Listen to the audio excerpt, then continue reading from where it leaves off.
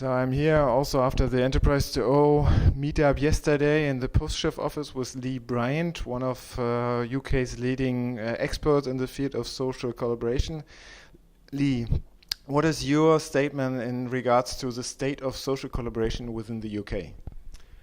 I would say it's in an interesting place. I think a lot of companies have gone through the phase of building a platform or putting a platform in place and beginning to see a little spike in collaboration and sharing.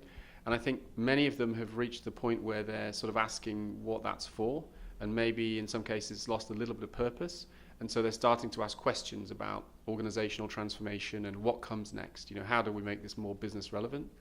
I think in terms of the stakeholders, it's interesting because many of these projects began with CIOs or IT departments. And I think now they're being owned more by the organization. So we're seeing more sort of communications leads, more HR leads, more knowledge leads, and also executives, which is the really important thing, starting to take over these projects and try and define their purpose for the future. So I say it's at an interesting time. We've gone past the initial excitement of the fact that we can have social tools in the enterprise, but we're really just beginning the next phase, which is about what's the impact on the organization, how does this really improve the business, and how does this change the way that we're organized and structured. So it just begins that those social collaboration initiatives are connected to some kind of business objectives? Yeah, I think so. I mean, I think to be fair, people attempted to link them to business objectives in the first phase. And so we've seen, for example, individual use cases being improved, so individual workflows, processes, projects, and so on.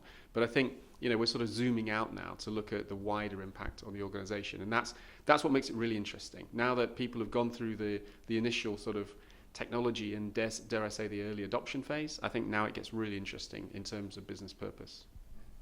Who's leading the transformation? You said the organizational development people are now entering also this space. Are they leading this transformational stage now? Well, that's interesting. In my experience, they're not really leading that, but I think OD and HR are starting to sort of understand that they have some skills and they have some experience that could really help push this forward. But I think it's still in the realm of enlightened executives. I think it's really a sort of a senior leadership thing that's driving the holistic view of how this could change things. Maybe in some cases it's a CIO responsibility. In other cases, a sort of internal communications priority. But I think overall, where we're seeing real change, it's enlightened leaders who are leading that. In some other interviews, people told me that a lot of social initiatives are driven by the idea that the companies need to go digital. Is this the driver? Yeah, absolutely. I mean, I just gave a talk in Milan at the Social Business Forum about that yesterday. I think essentially the way we see it, digital transformation is probably the overall goal. It's the holistic view of, your products, your services, your organization, and your relationships with the market and with customers in particular.